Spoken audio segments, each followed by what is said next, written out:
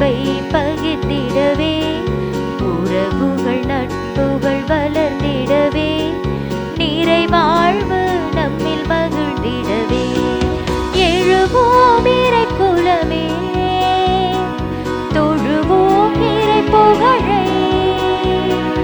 எழுவோம் இறை குலமே, தொழுவோம் இறை புகழை.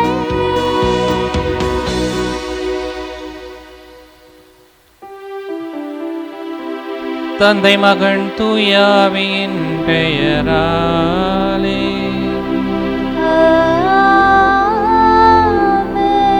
நம் ஆண்டவராகிய இயேசு கிறிஸ்துவின் அருளும் கடவுளின் அன்பும் தூயாவின் தோழமையும் உங்கள் அனைவரோடும் இருப்பதாக. ஆன்மாவோடும் இருப்பதாக. கல்வாரி பள்ளியில் இணைந்து இறைவன் ஆசிரியை பெறவும், இறைவன் நமக்கு செய்த எல்லா விதமான நன்மையை இணைத்து பார்த்து இறைவனுக்கு நன்றி செலுத்தக்கூடியவர்களாக இப்பள்ளியிலே பக்தியோடு பங்கெடுப்போம். இறைவன் நம்மை தொடர்ந்து வழிநடத்தக்கூடியவராக இருக்கிறார். நாம் நம்பிக்கையில் வளரக்கூடியவர்களாக, எல்லா விதமான துயரங்களிலிருந்து நம்மை மகிழ்ச்சிக்கு அழைத்து செல்லக்கூடியவராக, இறைவன் நம்மை பாதுகாக்கக்கூடியவராக இருக்கிறார் என்கிற நம்பிக்கையோடு இந்த வழிபாட்டிலே பக்தியோடு பங்கெடுப்போம். இறைவனுக்கு எதிராக செய்த எல்லா விதமான குற்றங்கள் குறைகள் அனைத்தையும் நினைத்து பார்த்து இறைவனிடத்திலே மன்னிப்பை வேண்டுவோம்.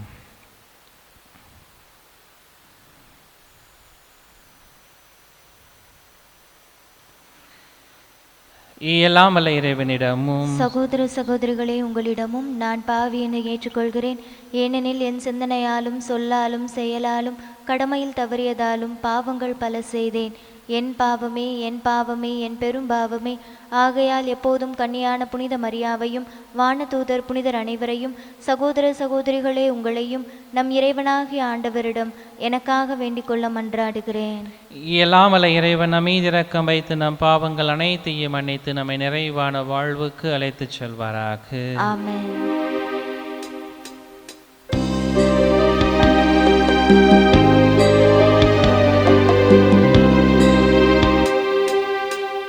ஆண்டவரே இரக்கமாயிரும், ஆண்டவரே இரக்கமாயிரும், கிறிஸ்துவே இரக்கமாயிரும், கிறிஸ்துவே இரக்கமாயிரும்,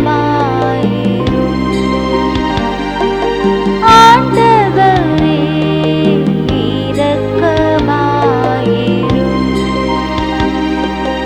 ஆண்டவரே இரக்கமாயிரும். மன்றாடுவோமாக.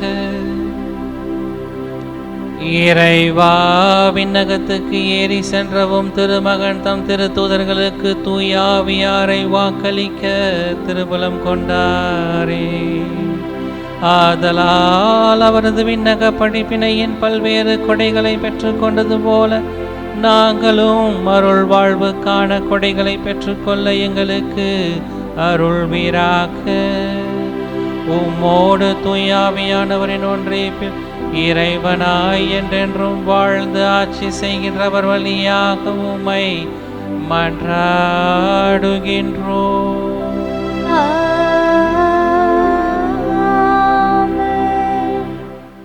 முதல் வாசகம். இயேசுவே மெசியா என அப்பல்லோ மறைநூட்களின் மூலம் எடுத்துக்காட்டினார். திருத்தூதர் பணிகள் நூலிலிருந்து வாசகம். அதிகாரம் 18, இறை வசனங்கள் 23 முதல் 28 வரை. பவுல் சிறிது காலம் அந்தியோக்கியாவில் செலவிட்ட பின் அங்கிருந்து புறப்பட்டு ஒன்றன் பின் ஒன்றாக கலாத்தியா பிரிகியா பகுதிகள் வழியாக சென்று சீடர்கள் அனைவரையும் உறுதிப்படுத்தினார். அலெக்சாந்திரியாவில் பிறந்த அப்பல்லோ எனும் பெயருடைய யூதர் ஒருவர் எபேசு வந்தடைந்தார்.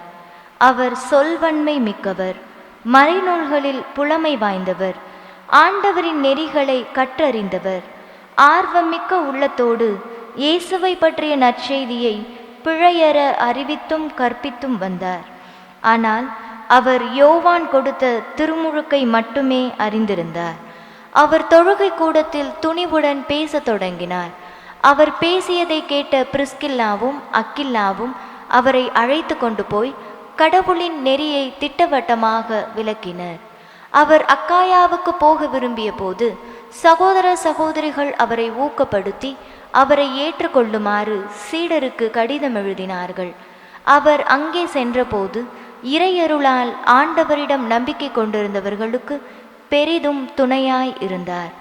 ஏனெனில் அவர் வெளிப்படையாகவும் சிறப்பாகவும் யூதர்களிடம் வாதாடி இயேசுவே மெசியா என மறைநூல்களின் மூலம் எடுத்து காட்டினார். ஆண்டவரின் அருள்வாக்கு. இறைவனுக்கு நன்றி. பதிலுரை பாடல் பல்லவி. கடவுளே, அனைத்து உலகின் வேந்தர் நீரே.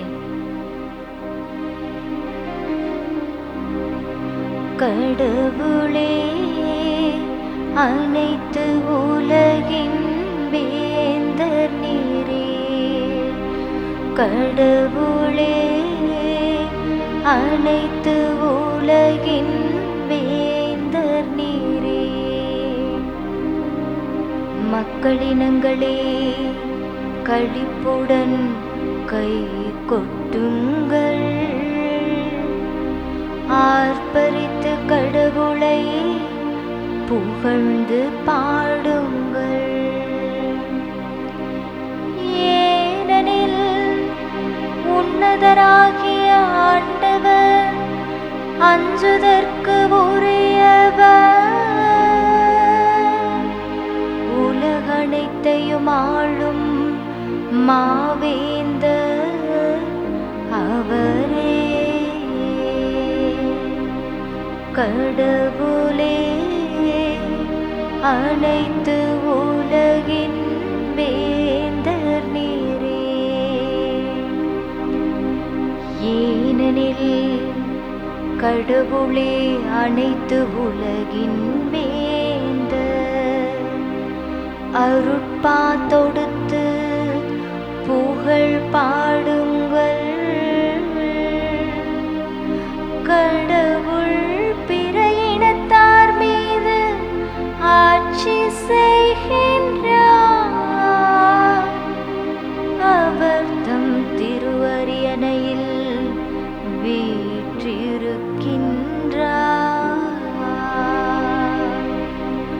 கடவுளே, அனைத்து உலகின் வேந்தர் நீரே.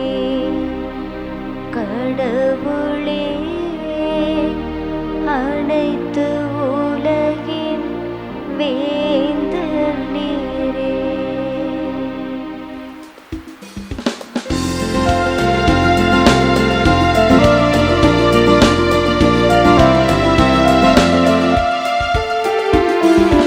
அல்லேலூயா, அல்லேலூயா, அல்லேலூயா, அல்லேலூயா,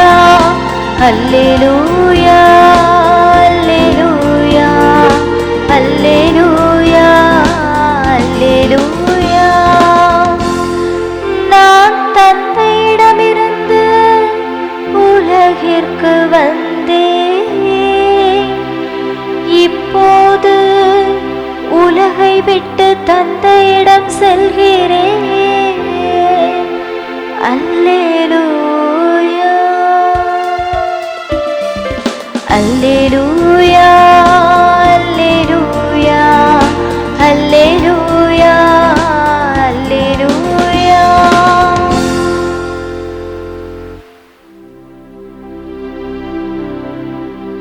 ஆண்டவர் உங்களோடு இருப்பாராக.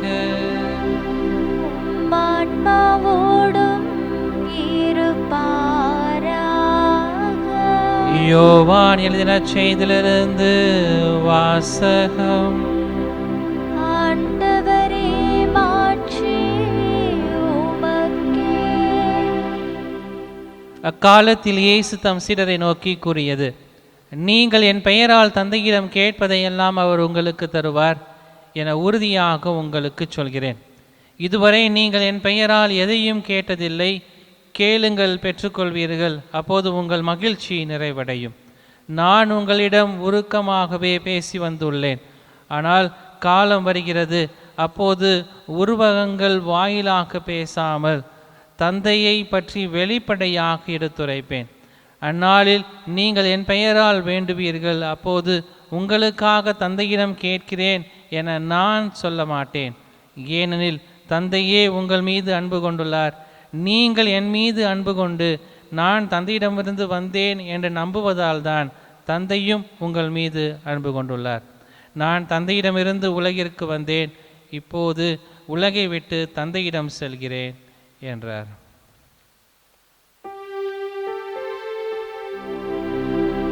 இது கிறிஸ்துவின் நற்செய்தி. கிறிஸ்துவே உமக்கு புகழ். கிறிஸ்துவுக்குள் எனக்கு மிகவும் பிரியமான அன்பு சகோதர சகோதரிகளே, வாழ்க்கை இருவிதமான அனுபவங்களுக்கிடையே மாறி மாறி செல்லக்கூடியதாக இருக்கிறது. எப்போதுமே நம்முடைய வாழ்விலே ஒரு குழப்பம் இருக்கிறது என்றால் அதற்கான தெளிவும் நமக்கு கிடைக்கும். ஒரு துயரம் இருக்கிறது என்றால் அந்த துயரத்திலிருந்து நமக்கு மகிழ்ச்சியும் வரக்கூடியதாக இருக்கிறது. ஒரு தேடுதல் இருக்கின்றது என்றால் அதை நாம் கண்டடையக்கூடியவர்களாக இருக்கின்றோம். எப்போதுமே இருவிதமான அனுபவங்களுக்கிடையே மாறி மாறி நம்முடைய வாழ்க்கை நகர்ந்து கொண்டிருக்கக்கூடிய இந்த சூழ்நிலையில்தான் இன்றைய வாசகங்கள் அனைத்தும் இறைவனுடைய அருளை நாம் எப்படி பெற்றுக்கொள்ளக்கூடியவர்களாக இருக்கிறோம், அது எப்படி நம்முடைய வாழ்விற்கான ஒரு அங்கமாக மாறக்கூடியதாக இருக்கிறது. குழப்பமற்ற அல்லது முழுமையற்ற ஒரு புரிதலிலிருந்து முழுமையான ஒரு உண்மைக்கும், அச்சத்திலிருந்து நம்முடைய வாழ்வை மகிழ்ச்சிக்கும் அல்லது செல்லும் ஒரு பொறுமையான ஒரு வழியை இன்றைய வாசகங்கள் நமக்கு அழகாக சுட்டி காட்டக்கூடியதாக இருக்கிறது. இயேசு நற்செய்தியின் வழியாக தன்னுடைய சீடர்களுக்கு கேளுங்கள், நீங்கள் பெற்றுக்கொள்வீர்கள், அப்போது உங்கள் மகிழ்ச்சி முழுமையடையும் என்று சொல்லி இன்று தன்னுடைய சீடர்களுக்கு ஒரு எளிமையான வாழ்வுக்கான ஒரு வாக்குறுதியாக அல்லாமல் மாறாக இறைவனை நம்புவோர் இன்னும் ஆழமானதொரு மகிழ்ச்சியை கண்டடைவர், தங்களுடைய வாழ்வில் இருக்கக்கூடிய மகிழ்ச்சி முழுமையடையக்கூடிய அளவிற்கு இறைவன் அருளை தரக்கூடியவராக இருக்கிறார் என்பதை தான் இன்றைய வாசகங்கள் நமக்கு அழகாக சுட்டி காட்டக்கூடியதாக இருக்கிறது. இன்றைய முதல் வாசகத்திலே அப்போலோ என்னும் நபரை நாம் பார்க்கக்கூடியவர்களாக இருக்கிறோம். இவர் சொல்வன்மை மிக்கவராக, அறிவு கூர்மை சார்ந்தவராக, மிகுந்த இறைவன் மீது ஆர்வம் கொண்ட ஒரு நபராக, இறைவனுடைய வார்த்தையில் தேர்ச்சி பெற்ற ஒரு நபராக விவிலியம் நமக்கு சுட்டி காட்டக்கூடியதாக இருக்கிறது. ஆனால் இவருடைய புரிதல் முழுமை அடையாத ஒரு சூழ்நிலையை இன்றைய முதல் வாசகம் நமக்கு அழகாக சுட்டி காட்டுகிறது. காரணம், பிரிசில்லாவும் அக்விலாவும் அவரை விசுவாசத்தில் ஆழப்படுத்தக்கூடிய ஒரு நிகழ்வை தான் இன்றைய முதல் வாசகமாக நாம் வாசிக்க கேட்கிறோம். அப்போலோ இறைவனுடைய மகிழ்ச்சியில் நிலைத்திருக்கிற போதும் கூட அந்த மகிழ்ச்சியை நிறைவு பெறக்கூடிய ஒரு மனிதராக இந்த பிரிசில்லாவும் அக்கிலாவும் அவருக்கு உதவி செய்யக்கூடியவர்களாக இருக்கிறார்கள். புனித அகஸ்தினாருடைய வாழ்விலே நாம் பார்க்கிற போது மனமாற்றத்திற்கு முன்பாக அவர் ஒரு மேதையாக அல்லது தத்துவியலிலே ஒரு கை தேர்ந்த ஒரு நபராக அவர் இருந்த போதும் கூட அவருடைய மனதில் ஒரு அமைதியற்ற ஒரு சூழ்நிலையை அவர் உணரக்கூடியவராக இருக்கிறார். அவர் எல்லா விதமான தத்துவ ஞானங்களை எல்லாம் பெற்றிருந்த போதும் கூட அவருடைய மனதில் ஒரு வெறுமையை அவர் உணரக்கூடியவராக இருக்கிறார் என்று சொல்லி அவருடைய புத்தகத்திலே அவராக அழகாக எழுதுகிறார். அந்த வெறுமையை எப்படி ஒரு நிறைவுக்கு அல்லது முழுமையான ஒரு மகிழ்ச்சிக்கு மாற்றக்கூடிய ஒரு நிகழ்வு அவருடைய தாயாருடைய ஜெபத்தின் வழியாக, கிறிஸ்துவை அறிந்து கொள்வதற்கு உதவியாக புனித அம்ப்ரோசனுடைய மறையுரையின் வழியாக, அவர் ஆழமாக கிறிஸ்துவை சந்தித்ததன் வழியாக அவருடைய மகிழ்ச்சி நிறைவு பெற்றதாக அவருடைய புத்தகத்திலே கன்ஃபெஷன் என்று சொல்லப்படக்கூடிய புத்தகத்திலே அழகாக எழுதக்கூடியவராக இருக்கிறார். அப்படிதான் இந்த அப்போலோவும் அறிவு திறனில் சிறந்திருந்தவராக அல்லது கிறிஸ்துவை அறிந்து கொள்ள வேண்டும் என்கின்ற ஒரு ஆர்வத்தில் இந்த பிரிசில்லா அக்விலா வழியாக கிறிஸ்துவை முழுமையாக கண்டுகொள்ளக்கூடிய ஒரு நபராக இன்றைய முதல் வாசம் நமக்கு சுட்டி காட்டக்கூடியதாக இருக்கிறது. திறமை என்பது நம்மை சாதிக்க அழைக்கக்கூடியதாக இருக்கிறது. ஆனால் இந்த திறமைக்கான ஒரு அருளை இறைவன் தரக்கூடியவராக இருக்கிறார். இன்று நாம் செய்யக்கூடிய அனைத்து காரியங்களையும் இறைவனுடைய அருளை கொண்டு நாம் செய்கிறோம் என்று சொல்வதற்கு பல நேரங்களில் நாம் தயங்கக்கூடியவர்களாக இருக்கிறோம். காரணம், என்னை புகழ வேண்டும் அல்லது என்னை பாராட்ட வேண்டும், என்னை எல்லோரும் புகழ்ந்து பேச வேண்டும் என்கின்ற ஒரு மனநிலைக்கே நாம் இன்று இருக்கக்கூடிய இந்த சூழ்நிலையில் இறைவனுடைய அருளால் மட்டுமே அனைத்தும் நிகழுகிறது என்பதை தான் இன்றைய முதலுரை பாடலிலும் நாம் வாசிக்க கேட்டோம். கடவுளை அனைத்துலகின் வேந்தர் நீரை, இந்த உலகத்தை ஆள்வதற்கான ஒரு வேந்தராக அவர் இருக்கக்கூடியவராக இருக்கிறார். அது மகிழ்ச்சியாக இருந்தாலும் சரி, வெற்றியாக இருந்தாலும் சரி, அதை நிறைவுபடுத்தக்கூடியவராக இறைவன் மட்டுமே இருக்கிறார். அது நம்மால் மட்டும் முடியாது என்பதை தான் இன்றைய முதலுரை பாடலும் நமக்கு அழகாக சுட்டி காட்டக்கூடியதாக இருக்கிறது. நாம் கடவுளை விட்டு விலகி செல்வதில் வாழ்வு நிச்சயமற்றதாக தோன்றுகிற போது கூட கடவுள் நமக்கு அரசராக இருந்து நம்மை அனைத்துலகினுடைய வேந்தராக இருந்து நம்மை வழிநடத்தக்கூடியவராக இருக்கிறார். அவருடைய அருளை நிறைவாக தரக்கூடியவராக இருக்கிறார். அதுதான் நாம் பழைய ஏற்பாட்டிலே நாம் பார்க்கிறோம். யோசேப்புடைய வாழ்க்கை, அவர் சகோதரர்களால் ஏமாற்றப்படக்கூடியவராக இருக்கிறார். தந்தையின் மீது அதிக அன்பு கொண்டிருந்த போதும் கூட அவருடைய சகோதரர்கள் அவர் மீது வெறுப்பு கொண்டு அவரை ஏமாற்றக்கூடியவர்களாக இருக்கிறார்கள், அவரை அடிமைப்படுத்தக்கூடியவர்களாக இருக்கிறார்கள், அடிமைப்படுத்தி அவரை விற்கக்கூடியவர்களாக இருக்கிறார்கள். பொய்யான குற்ற சாட்டுகளை அவர் மீது அந்த அரசாங்கம் போடக்கூடியதாக இருக்கிறது. ஆனால் சிறை சாலையிலே அவர் துன்பப்படக்கூடியவராக இருக்கிறார். ஆனால் அனைத்து நம்பிக்கையற்ற ஒரு சூழ்நிலையிலும் இறைவன் அவரை பாதுகாக்கிறார் என்கின்ற ஒரு நம்பிக்கையோடு இந்த யோசேப்பு பழைய ஏற்பாட்டிலே பயணிப்பதை நாம் பார்க்கிறோம். அந்த பயணத்தின் வழியாக தான் ஒரு மிகப்பெரிய பணி அல்லது ஒரு மிக மகத்தான ஒரு பணியை அவர் வழிநடத்தக்கூடியவராக இருக்கிறார். யோசேப்பு பல நாடுகளை பஞ்சத்திலிருந்து விடுவிக்கக்கூடிய ஒரு மேதையாக, மனிதராக மாறக்கூடியவராக இருக்கிறார். நம்பிக்கையற்ற சூழ்நிலைகளிலும் கூட கடவுளின் அருளை நாம் நினைத்து அல்லது கடவுளுடைய அருளில் நாம் வாழ்கிற போது நம்மை கடவுள் நிறைவாக வழிநடத்தக்கூடியவராக இருக்கிறார். மனிதர்கள் நம்மை எதிர்த்து நிற்கிற போதும் கூட நம்பிக்கையோடு நாம் பயணிக்கிற போது நம்முடைய வாழ்க்கையை இறைவன் வழிநடத்தக்கூடியவராக இருக்கிறார் என்பதை தான் இன்றைய வாசகங்கள் நமக்கு அழகாக சுட்டி காட்டுகிறது. இயேசுவும் கூட கேளுங்கள் நீங்கள் பெற்றுக்கொள்வீர்கள், நீங்கள் பெற்றுக்கொள்வதன் வழியாக உங்களுடைய மகிழ்ச்சி நிறைவு பெறும் என்று சொல்லி இன்றைய வாசகங்கள் அழகாக நமக்கு சுட்டி காட்டுகிறார். பிடித்த வார்த்தை தான் இது, கேளுங்கள் உங்களுக்கு கொடுக்கப்படும். இதற்காகவே பல நேரங்களில் நாம் செபிக்கக்கூடியவர்களாக இருக்கிறோம். ஜெபம் என்பது கேட்பதாக மட்டுமே இருந்துவிடக்கூடியதாக இருக்கிறது.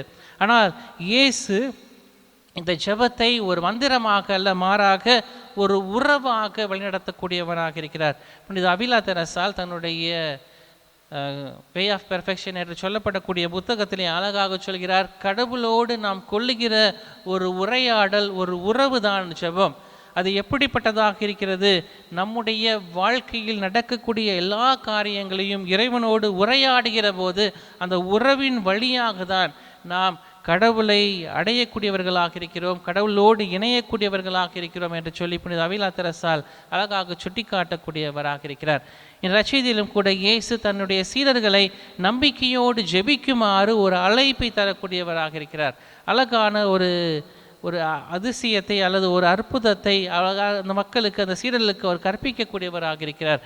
தந்தை உங்களை நேசிக்கிறார், அவரிடம் பேசுங்கள், அவரை நம்புங்கள், அவரிடம் கேளுங்கள் என்று சொல்லி இந்த வார்த்தைகளை அழகாக நச்சிதலை இயேசு சுட்டி காட்டக்கூடியவராக இருக்கிறார். தந்தையை நேசியுங்கள், பேசுங்கள், ஜம்புங்கள், கேளுங்கள் என்று சொல்கிறார். ஆனால் நாம் இந்த கேளுங்கள் என்கின்ற வார்த்தையை மட்டுமே பிடித்து கொண்டு பல நேரங்களிலே நாம் கேட்பதோடு மட்டுமே நாம் நிறுத்திவிடக்கூடியவர்களாக இருக்கிறோம். கடவுளிடத்திலே எனக்கு இது வேண்டும் அது வேண்டும் என்று சொல்லி நாம் கேட்கிறோம். ஆனால் கடவுளை நேசிக்கக்கூடியவர்களாக, நம்பக்கூடியவர்களாக, பேசக்கூடியவர்களாக, உறவாடக்கூடியவர்களாக நாம் இருக்கிறோமா என்கின்ற ஒரு சிந்தனைகளை தான் இன்றைய வழிபாடு நமக்கு தரக்கூடியதாக இருக்கிறது. ஒரு தந்தையினிடத்திலே உரையாடி கொண்டிருந்த போது அந்த தந்தையினிடத்திலே ஒரு நிகழ்வை சுட்டி காட்டினார். ஒரு சிறுவன் ஆலயத்திற்குள் வருகிற போது அவன் கையிலே ஒரு மெழுகுதிரி, அந்த மெழுகுதிரியை ஏந்தி கொண்டு அவன் ஆலயத்திற்குள் அழகாக மெதுவாக வந்து அந்த மெழுகுதிரியை மாதாவின் சுருவத்திற்கு முன்பாக அவன் வைக்கிறான். இதை கவனித்து கொண்டிருந்த அந்த பங்கு தந்தை அந்த சிறுவனை அழைத்து, நீ என்ன செய்து கொண்டிருக்கிறாய் என்று சொல்லி அந்த சிறுவனிடத்திலே அழகாக கேட்கிறார். அந்த சிறுவன் சிறு நேரம் யோசித்து விட்டு, என்னுடைய தாய் மருத்துவமனையிலே அனுமதிக்கப்பட்டிருக்கிறார், அவர் மிகவும் கஷ்டமான ஒரு சூழ்நிலையில் இருந்து கொண்டிருக்கிறார். அவர் பிழைப்பாரா இல்லையா என்பது ஒரு கேள்விக்குறியாக இருக்கக்கூடிய இந்த சூழ்நிலையிலே மருத்துவர்கள் அனைவரும் சிகிச்சை கொடுத்து கொண்டிருக்கிறார்கள். என்னுடைய தந்தையும் அதற்கான செலவினைகளை எல்லாம் பார்த்து கொண்டிருக்கிறார். எனக்கு என்ன செய்வது என்று தெரியவில்லை. எனவே பக்கத்திலே ஆலயத்தை பார்த்தேன். அந்த ஆலயத்திலே மெழுகுதிரியை ஏற்றி கடவுளிடத்திலே சொல்லுவோம் என்று சொல்லி நான் இங்கு வந்திருக்கிறேன். எனக்கு என்ன செய்வது என்று தெரியவில்லை. ஆனால் என்னுடைய கவலைகளை எல்லாம், என்னுடைய வேதனைகளை எல்லாம் என்னுடைய தாய் எனக்கு வேண்டும் என்கின்ற ஒரு எண்ணத்தோடு நான் இங்கு அமர்ந்து கொண்டிருக்கிறேன் என்று சொல்லி அந்த சிறுவன் சொன்னதாக சொல்லிவிட்டு அந்த பங்கு தந்தை அழகாக சொன்னார். இதுதான் ஒரு உண்மையான ஜெபமாக இருக்கிறது. இந்த சிறுவன் எந்தவிதமான ஒரு எதிர்பார்ப்பும் இன்றி தன் தாய்க்காக அவன் அதிக வார்த்தைகளை பேசவில்லை, அல்லது தந்தையோடு அல்லது இந்த உரையாடல் கூடிய ஒரு நிலையில் அவன் இல்லை. அவன் சொன்ன வார்த்தை தான், நான் ஒளியை கடவுளுக்கு கொடுக்கிறேன், அந்த ஒளி என்னுடைய தாயை காப்பாற்றும் என்கின்ற சொன்ன அந்த வார்த்தை தான் எளிமையானது, நம்பிக்கைக்குரியது. அந்த நம்பிக்கை தான் அவனுடைய தாயை காப்பாற்றும் என்று சொல்லி அவர் அந்த தந்தையினோடு பகிர்ந்து கொள்ளக்கூடியவராக இருந்தார். பல நேரங்களிலே நாம் பேசுகிறோம், நம்புகிறோம், ஆனால் நம்முடைய வார்த்தையின் வழியாக நாம் கேட்பதோடு மட்டும் நிறுத்திவிடுகிறோமா? ஆனால் கடவுளுடைய அருளை நாம் உணரக்கூடியவர்களாக இருக்கிறோமா என்கின்ற ஒரு கேள்வியை தான் இன்றைய வாசகங்கள் நமக்கு கேட்கக்கூடியதாக இருக்கிறது. இந்த நம்பிக்கையிலிருந்து தான் நம்முடைய மகிழ்ச்சி பிறக்கக்கூடியதாக இருக்கிறது. அதுதான் இயேசு அழகாக நச்சையில் சுட்டி காட்டக்கூடியவராக இருக்கிறார். நீங்கள் கேளுங்கள், உங்களுடைய மகிழ்ச்சி நிறைவு பெறக்கூடியதாக இருக்க வேண்டும். எப்படிப்பட்ட ஒரு கேட்கக்கூடியதாக இருக்க வேண்டும்? நாம் இறைவனோடு பேசி நம்புவதற்குரிய ஒரு ஆற்றலை நாம் பெறுகிற போதுதான் உங்கள் மகிழ்ச்சி நிறைவு பெறக்கூடியதாக இருக்கும் என்று சொல்லி இயேசு அழகாக சுட்டி காட்டக்கூடியவராக இருக்கிறார். கிறிஸ்தவ மகிழ்ச்சியானது உலகியல் சார்ந்த மகிழ்ச்சி அல்ல. உலகியல் சார்ந்த இன்பத்திலிருந்து மாறுபட்டது தான் இந்த மகிழ்ச்சி. ஆங்கிலத்தில் 2 வார்த்தைகள் உண்டு. ஒன்று ஹாப்பினஸ், இன்னொன்று ஜாய் என்று சொல்வார்கள். ஹாப்பினஸ் என்றால் இன்பம், இந்த மகிழ்ச்சி என்பது ஜாய் என்று சொல்வது. இந்த மகிழ்ச்சிக்கும் இன்பத்திற்குமான வித்தியாசம் அதிகமாக உண்டு. இன்பம் என்பது நம்முடைய சூழ்நிலையை சார்ந்தது. என்னுடைய சூழ்நிலைக்குள் எப்படிப்பட்ட நிகழ்வுகளை நாம் பார்க்கிறோமோ அதிலிருந்து வரக்கூடியது தான் இந்த இன்பம் என்பது. இந்த இன்பத்தை மட்டுமே பல நேரங்களிலே நாம் கைப்பற்றி கொள்ளக்கூடியவர்களாக இருக்கிறோம். ஒரு பணியிடத்திலே நாம் பணி செய்து கொண்டிருக்கிறோம் என்றால் அந்த பணியிடத்திலே இருக்கக்கூடிய சூழ்நிலைகளிலிருந்து நாம் பெறக்கூடிய எல்லா விதமான இன்பம், என்னுடைய பணியிடத்திலே எனக்கு அதிகமாக ஊதியம் கொடுத்து விட்டார்கள் என்றால் எனக்கு கிடைக்கக்கூடிய ஒரு இன்பம், அல்லது இந்த பணியிடத்தில் என்னை எல்லோரும் புகழுகிறார்கள் என்றால் அதிலிருந்து கிடைக்கக்கூடிய இன்பம், சூழ்நிலையிலிருந்து வரக்கூடிய இன்பங்களை தான் இன்று பல நேரங்களில் நாம் பிடித்து கொள்ளக்கூடியவராக இருக்கிறோம். ஆனால் இயேசு இந்த உலகியல் சார்ந்த இன்பத்தை பற்றி பேசவில்லை, மாறாக மகிழ்ச்சியை பற்றி அவர் சொல்லக்கூடியவராக இருக்கிறார். இந்த மகிழ்ச்சி என்பது உள்ளார்ந்த சிந்தனைகளிலிருந்து எழக்கூடியதாக இருக்கிறது, அறிந்து கொள்வதிலிருந்து எழக்கூடியதாக இருக்கிறது. கடவுளை என்னோடு இருக்கிறார், அல்லது கடவுளுடைய குரலை நான் கேட்கிறேன், அல்லது கடவுள் என்னை வழிநடத்தக்கூடியவராக இருக்கிறார் என்பதன் வழியாக தான் நம்முடைய வாழ்வு மகிழ்ச்சியை நோக்கியதாக அல்லது மகிழ்ச்சியை உற்று நோக்கி செல்லக்கூடியதாக இருக்கிறது. இயேசு இன்பத்தை பற்றி பேசவில்லை, மாறாக மகிழ்ச்சியின் உள்ளார்ந்த சிந்தனைகளை பற்றி தான். உங்களுடைய மகிழ்ச்சி நிறைவு பெறக்கூடியதாக இருக்க வேண்டும் என்றால் கடவுளுடைய அருளை நாம் பெறக்கூடியவர்களாக இருக்க வேண்டும். அந்த நம்பிக்கையின் வழியில்தான் நாம் துயரத்திலிருந்து மகிழ்ச்சிக்கு நம்மை அழைத்து செல்லக்கூடியவர்களாக இருக்கிறோம். புனித பிரான்சிஸ் அசிசியாருடைய வாழ்விலே அவர் பல்வேறு விதமான நோய்களுக்கு உள்ளாக்கப்படக்கூடியவராக இருந்தார். அவருடைய வாழ்வில் புறக்கணிக்கக்கூடிய ஒரு சூழ்நிலையில் அவர் தன்னை புறக்கணித்து கொள்ளக்கூடிய பல்வேறு விதமான சூழ்நிலைகள் அவருடைய வாழ்வில் எழக்கூடியதாக இருந்தது. வறுமை அவரை ஆட்டி படைக்கக்கூடியதாக இருந்தது. ஆனால் அனைத்தையும் அவர் தாங்கிக் கொள்ளக்கூடியவராக இருந்தார். இருந்த போதும் கூட துன்பத்தின் மத்தியிலும் அவர் தன்னுடைய மகிழ்ச்சியை இறைவனோடு பகிர்ந்து கொள்ளக்கூடிய ஒரு மனிதராக தன்னுடைய வாழ்க்கையை அர்ப்பணிக்கக்கூடியவராக இருந்தார். ஒரு முறை அவருடைய இல்லத்திலே அவரோடு வாழ்ந்த சகோதரர்களோடு அவர் இருந்து கொண்டிருந்த போது அந்த இல்லத்திலே மிகப்பெரிய ஒரு குளிர், அவர்களுக்கு குளிர் தாங்க முடியாத அளவிற்கான ஒரு சூழ்நிலை. அங்கு பசி, அவர்களுக்கான உணவு இல்லை, அல்லது அவர்களுக்கு தேவையான உணவு அங்கு பற்றாக்குறை என்கின்ற ஒரு சூழ்நிலை, அவர்களுக்கான ஒரு பசி. அப்போது அந்த குழுமம் அவரோடு இருந்த சகோதரர்கள் எல்லோரும் வாடக்கூடியவர்களாக துன்பப்படக்கூடியவர்களாக இருந்தார்கள். அவர் அந்த சகோதரர்கள் அனைவரும் அந்த பிரான்சிஸ் அசிசியாரை கோபத்தோடு இவர் என்ன செய்து கொண்டிருக்கிறார், நமக்கு எதுவுமே தர முடியாத ஒரு சூழ்நிலையிலே இவர் தள்ளப்பட்டிருக்கிறாரே என்று எல்லாம் சொல்லிக்கொண்டு அவரை கோபத்தோடு பார்க்கக்கூடிய ஒரு சூழ்நிலையிலே புனித பிரான்சிஸ் அசிசியார் தன்னுடைய சகோதரரை நோக்கி சொன்ன வார்த்தைகள் இதுதான்: கிறிஸ்துவின் மீதுள்ள அன்பினால் இன்னல்களை தாங்கிக் கொள்வதே பரிபூர்ண மகிழ்ச்சியாகும். இதைதான் இயேசுவும் இன்றைய நற்செய்தியின் வழியாக நமக்கு சுட்டி காட்டக்கூடியவராக இருக்கிறார். கிறிஸ்துவின் மீது உள்ள அன்பினால் தான் கடவுளும் இயேசுவும் இந்த உலகத்தின் உள்ள பாவங்களை மீட்பதற்காக, இந்த உலகத்திற்கு பரிபூர்ண மகிழ்ச்சியை தருவதற்காக இன்னல்களை அனைத்தையும் தாங்கிக் கொள்ளக்கூடியவராக இருந்தார். அதை போலதான் கிறிஸ்துவின் மீது உள்ள அன்பினால் இன்னல்கள் அனைத்தையும் தாங்கிக் கொள்வதே பரிபூர்ண மகிழ்ச்சியாகும் என்பதை புனித பிரான்சிஸ் அசிசியார் தன்னுடைய வாழ்க்கையிலே தன்னுடைய சகோதரர்களுக்கு கற்றுத்தரக்கூடியவராக இருந்தார்.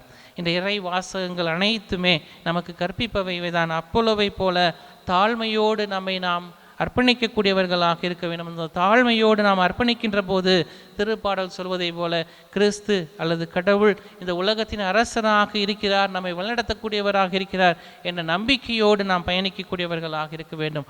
அந்த தாழ்மையோடும் நம்பிக்கையோடும் நாம் பயணிக்கிற போது இயேசு கற்பித்த அந்த உண்மையான ஜெபத்தோடு உண்மையான நம்பிக்கையோடு இறைவனை பற்றி கொள்கிற போது நாம் முழுமையான நம்பிக்கையை அல்லது முழுமையான மகிழ்ச்சியை நாம் பெறக்கூடியவராக இருக்கிறோம். நம்முடைய துயரங்களிலிருந்து நாம் மகிழ்ச்சிக்கு நம்மை அழைத்து செல்லக்கூடியவர்களாக இருக்கிறோம். ஒரு முறை ஒரு மூதாட்டி ஒரு கம்பளத்தை அல்லது கார்பெட் என்று சொல்லப்படக்கூடிய ஒரு கம்பளத்தை அவர் நெய்வதை ஒரு சகோதரர் பார்த்து கொண்டிருக்கிறார். அந்த நெய்கின்ற போது அந்த கம்பளத்தின் அடியிலே பல்வேறு விதமான முடிச்சுக்கள், சிக்கிய நூட்கள் அல்லது குழப்பமான ஒரு சூழ்நிலை அனைத்தும் அந்த கம்பளத்திற்கு அடியில் இருப்பதை அவர் பார்த்து கொண்டிருக்கிறார்.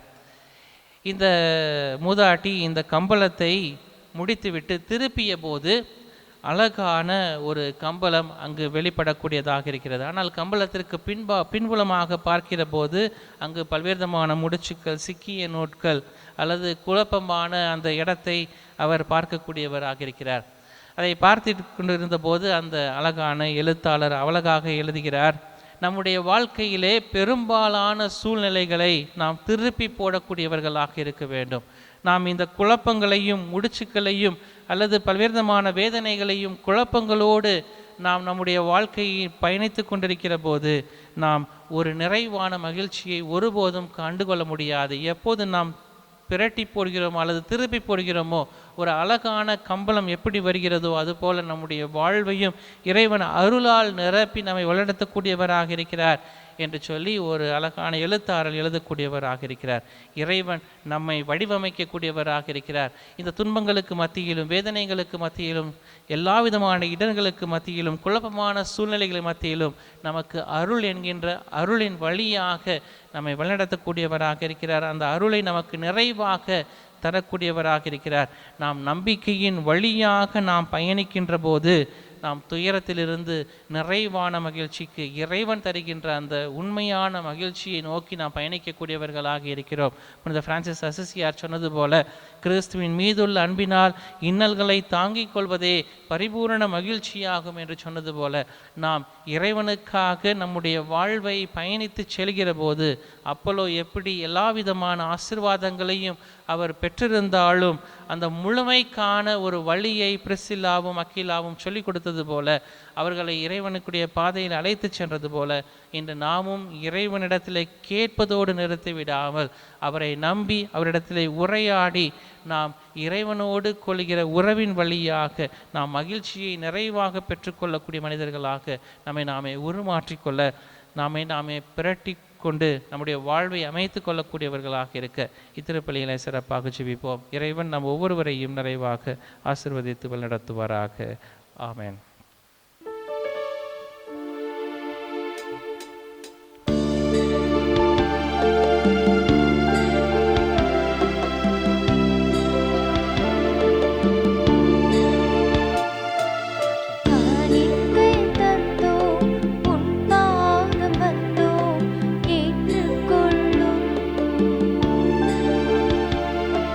காணிக்கை தந்தோம் உன் பாதம் வந்தோம்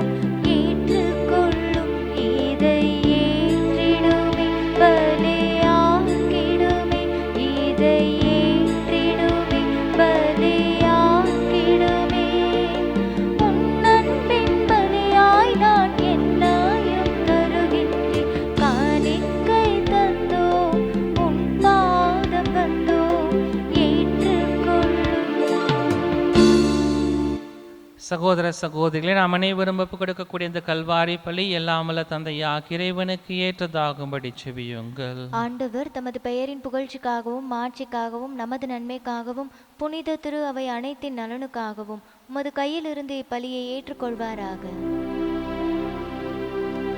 ஆண்டவரே, இக்காணிக்கைகளை கனிவுடன் புனிதப்படுத்தி அருள உம்மை வேண்டுகின்றோ. இந்த ஆன்மீக பலியின் காணிக்கைகளை ஏற்று எங்களை உமக்கு நிலையான கொடையாக மாற்றுவீராக. எங்கள் ஆண்டவராகிய இயேசு கிறிஸ்து வழியாக உம்மை மன்றாடுகின்றோம்.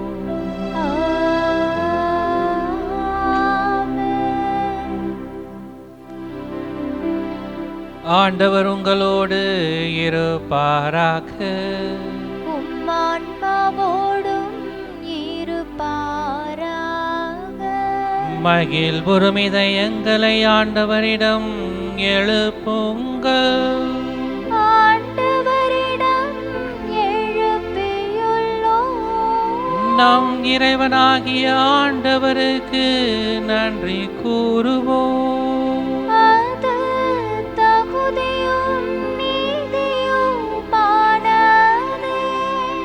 ஆண்டவரே, தூயவரான தந்தையே, என்றும் உள்ள எல்லாம் வல்ல இறைவா,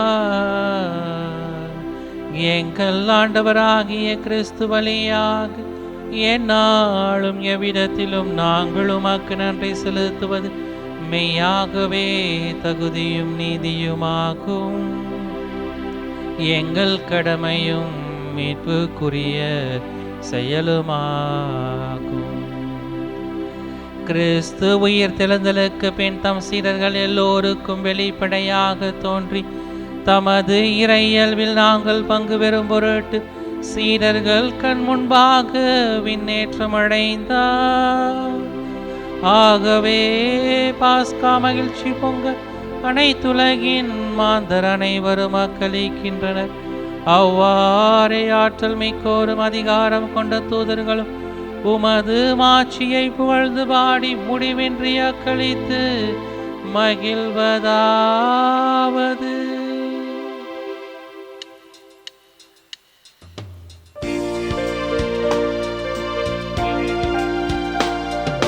தூயவர் தூயவர் தூயவர், வான்படைகளின் கடவுளாம் ஆண்டவர்.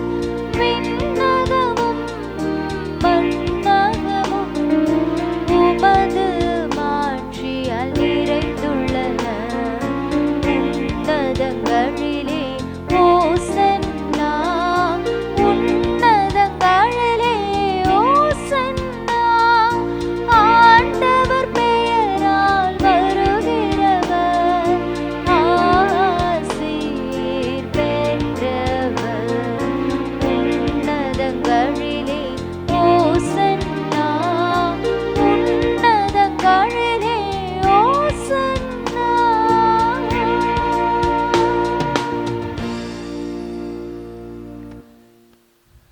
ஆண்டவரே, நிர்மையாகவே தூயவர், தூய்மை அனைத்திற்கும் ஊற்று. ஆகவே உம்முடைய தூய ஆவியை பொழிந்தி காணிக்கைகளை தூய்மைப்படுத்த வேண்டும் என உம்மை தாழ்மையாய் வேண்டுகின்றோம். இவ்வாறு எங்கள் ஆண்டவர் இயேசு கிறிஸ்துவின் உடலும் இரத்தமுமாக எங்களுக்கு இவை மாறுவனவாக. அவர் பாடுபட உளம் கனிந்து தம்மை கையளித்த போது அப்பத்தை எடுத்து நன்றி செலுத்தி அதை பிட்டு தம் சீடர்களுக்கு அளித்து அவர் கூறியதாவது: அனைவரும் இதிலிருந்து பெற்று உண்ணுங்கள், ஏனெனில் இது உங்களுக்காக கையளிக்கப்படும் என் உடல்.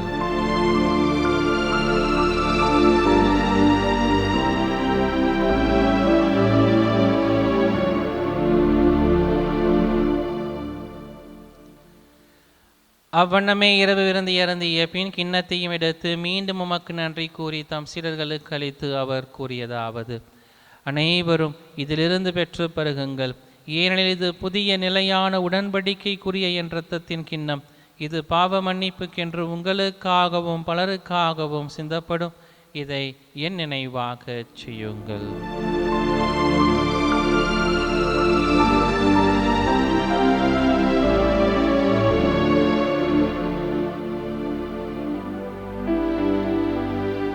நம்பிக்கையின் மறைபொருள். ஆண்டவரே,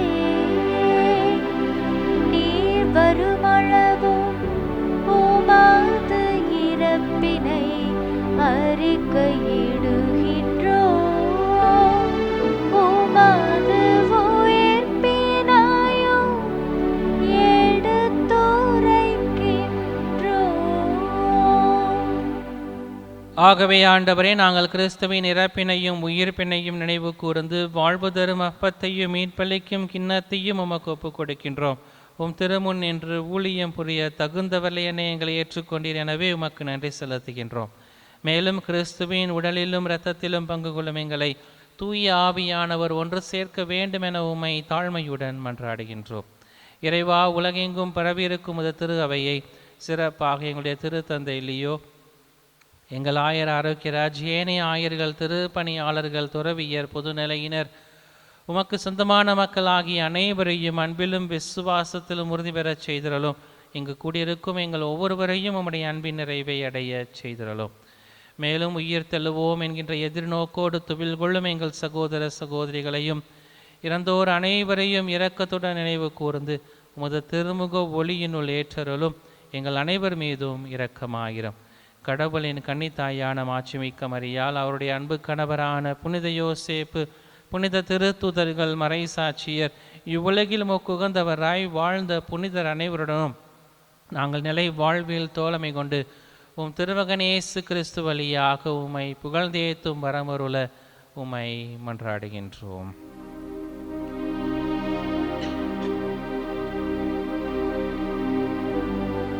இவர் வழியாக இவரோடு இவரில் எல்லாம் வல்ல இறைவனாகிய தந்தையே, தூய ஆவியாரின் ஒன்றிப்பில் எல்லா புகழும் மாட்சியும் என்றென்றும் உமக்கு உரியதே.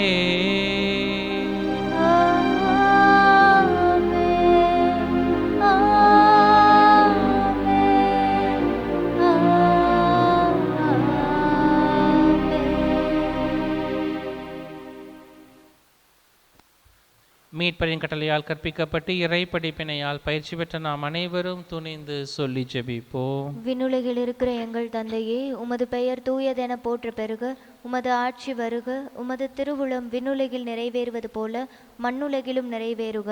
எங்கள் அன்றாட உணவை இன்று எங்களுக்கு தாரும். எங்களுக்கு எதிராக குற்றம் செய்வோரை நாங்கள் மன்னிப்பது போல எங்கள் குற்றங்களை மன்னியும். எங்களை சோதனைக்கு உட்படுத்தாதேயும், தீமையிலிருந்து எங்களை விடுவித்தருளும். ஆண்டவரே, தீமைகள் அனைத்திலும் இருந்தும் எங்களை விடுவித்து எங்கள் வாழ்நாளில் அமைதியை கனிவுடனருமை மன்றாடுகின்றோம். உமது இரக்கத்தின் உதவியால் நாங்கள் பாவங்கள் அனைத்திலும் இருந்தும் எப்போதும் விடுதலை பெற்று யாதொரு கலக்கமின்றி நலமாயிருப்போமாக. நாங்கள் நம்பியிருக்கும் பேரின்ப நல்வாழ்வையும் மீட்பராகிய இயேசு கிறிஸ்துவின் வருகையையும் மகிழ்ச்சி எதிர்பார்த்திருக்கின்றோம். ஏனெனில் ஆட்சியும் வல்லமையும் மாட்சியும் என்றென்றும் உமதே. ஆண்டவராகிய இயேசு கிறிஸ்துவை, அமைதியை உங்களுக்கு விட்டுச் செல்கிறேன், என் அமைதியையே உங்களுக்கு அளிக்கிறேன் என்றுடைய திருத்துதர்களுக்கு மொழிந்திரேன். எங்கள் பாவங்கள், குற்றங்கள், குறைகள், பலவீனங்களை எல்லாம் பாராமல் உடைய திருச்சபையின் எளிய நம்பிக்கையை கண்ணோக்கி எங்கள் உள்ளங்களுக்கு, குடும்பங்களுக்கு அமைதியையும் ஒற்றுமையும் மகிழ்ச்சியும் அளித்தருள திருவுள்ளம் கொள்வீராக. என்றென்றும் வாழ்ந்து ஆட்சி செய்கின்றவர் நீரே. ஆமென். ஆண்டவருடைய சமாதானம் உங்களோடு என்றும் இருப்பதாக, உம் ஆன்மாவோடும் இருப்பதாக. ஒருவருக்கொருவர் உறவின் வாழ்த்தை பகிர்ந்து மகிழ்வோம். உலகின் பாவங்களை போக்கும் இறைவனின் செம்மறியே, எங்கள் மேல் இரக்கமாயிரும். உலகின் பாவங்களை போக்கும் இறைவனின் செம்மறியே, எங்கள் மேல் இரக்கமாயிரும். உலகின் பாவங்களை போக்கும் இறைவனின் செம்மறியே, எங்களுக்கு அமைதியை அளித்தருளும். இதோ இறைவனின் செம்மறி, இவரே உலகின் பாவங்களை போக்குகிறவர். இந்த செம்மறியின் திருவிருந்துக்கு அழைக்க பெற்ற நாம் அனைவரும் பெறு பெற்றோம். ஆண்டவரே, நீர் என் இல்லத்தில் எழுந்தருள நான் தகுதியற்றவள். ஆனால் ஒரு வார்த்தை மட்டும் சொல்லியருளும், எனது ஆன்மா நலமடையும். ஆசை திருவிருந்துக்கான மன்றாட்டு. ஆண்டவரே, நீர் என் இல்லத்தில் எழுந்தருள நான் தகுதியற்றவள். ஆனால் ஒரு வார்த்தை மட்டும் சொல்லியருளும் என்று நூற்றுவர் தலைவன் ஜெபித்தது போல நாங்களும் இப்போது உம் திருப்பாதம் பணிந்து வேண்டுகிறோம்.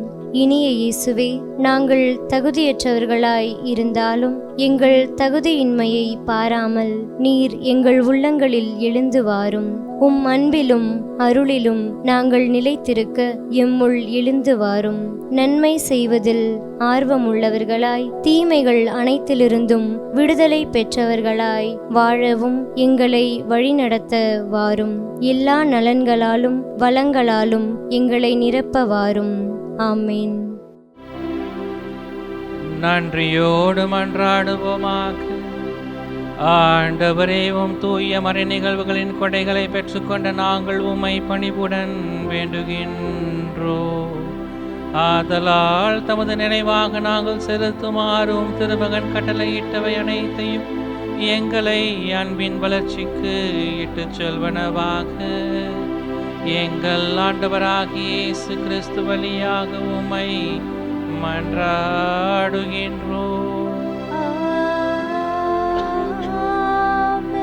ஆண்டவர் உங்களோடு இருப்பாராக.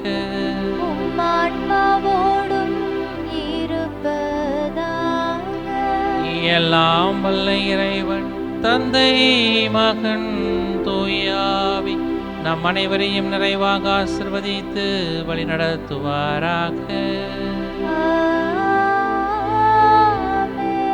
இறைவனின் அன்பை உணர்ந்தவர்களாக சென்று வாழுவோம். திருப்பலி நிறைவுற்றது.